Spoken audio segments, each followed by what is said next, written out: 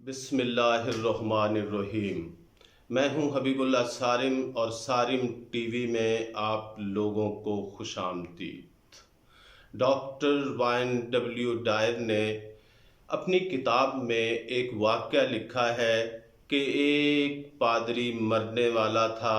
जब वो मरने वाला था तो उसके मुरीदेन उसके पास आए और उससे बातें करने लगे और उससे कहा कि हमें ज़िंदगी का निचोड़ बताइए कि आपने ज़िंदगी में जो कुछ सीखा है, जो कुछ समझा है, आखिर आपने इतनी ज़िंदगी गुजारी, इतनी मेहनत और तगोदो से आपने काम लिया, तो आपकी ज़िंदगी का आखिर माहासिल क्या है।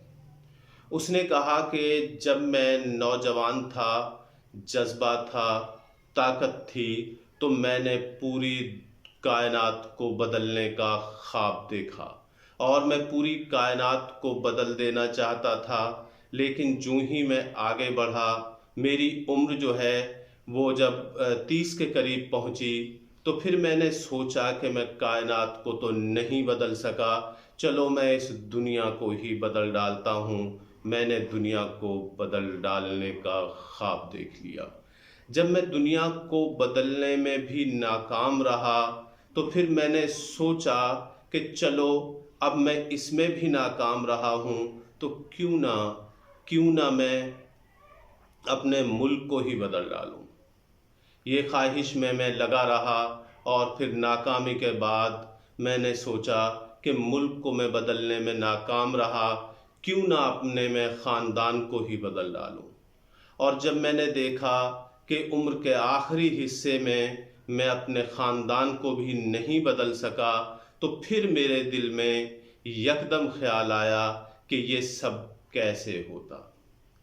अब मैं सोचता हूँ कि मुझे पहले अपने आप को बदलना चाहिए था। अगर मैं अपने आप को तब्दील कर लेता तो हो सकता है कि मैं ख़ानदान को बदल डालता।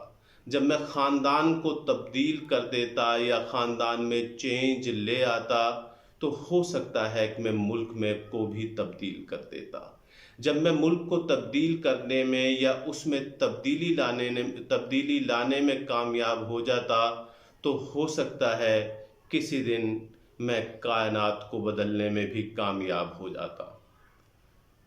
हम और आप लोग सिर्फ दूसरों को बदलने की ख्वाहिश करते हैं कि दूसरे तब्दील हो जाएं और हमारी ख्वाहिशों के मुताबिक हो जाएं। हमारी ज़ुबानें हमारा साथ नहीं देती, हमारा जहन हमारा साथ नहीं देता, क्योंकि हमने दूसरों को बदलने का बीड़ा उठाया हुआ है। आज हम जगह जगह देखते हैं कि हर कोई दूसरे पे तनकीद करता हुआ दिखाई देता है कि उसमें ये ऐब है, उसमें फलां ऐब है, उसने ऐसा नहीं किया। इससे बढ़कर जब हम मुल्क के ऊपर बात करते हैं तो हम सियासतदानों को लेकर बैठ जाते हैं। उन्हें ऐसा करना चाहिए था, उन्हें इस तरीके से बदलना चाहिए था, उनके काम ये थे, उन्हें क्या कर दिया। एक आम लोग भी बहस व तकरार की महफिलों में हिस्सा लेते नज़र आते हैं और इसी तरीके से ये बहसें कॉलेज यूनिवर्सिटीज़ में ग्रुपों की शक्ल में मिलती हैं। फिर इससे बढ़कर हम छोटे छोटे घरों से ताल्लुक़ रखने वाले फिर इस पर बहस करते हैं कि दुनिया में क्या हो रहा है, हालांकि हमारी पहुंच हमारे दरवाजे तक नहीं होती। और फिर हम पूरी दुनिया को बैठे बैठे तब्दील करने की कोशिश करते हैं कि फ़लाँ मुल्क ने ये कर दिया, उसको यूं करना चाहिए था। गर्ज ये कि हर आदमी दूसरे को तब्दील करने की फ़िक्र में लगा हुआ है और वो फ़िक्र महज एक झूठी अना है, एक झूठी तसल्ली है। झूठी अना या झूठी तसल्ली महज इसलिए है कि इंसान की अपनी ईगो को तस्कीन मिलती है। जब हम बग़ैर अमल के अपनी ज़िंदगी को बग़ैर सुधारे दूसरों को सुधारने की कोशिश करते हैं, इसका मतलब ये है कि हमें इनर सेटिस्फैक्शन मिलती है। وہ انر سیٹسفیکشن بھی ہمیں اس لیے ملتی ہے، اس سے ہمیں خود کے اچھے ہونے کا احساس ہوتا ہے۔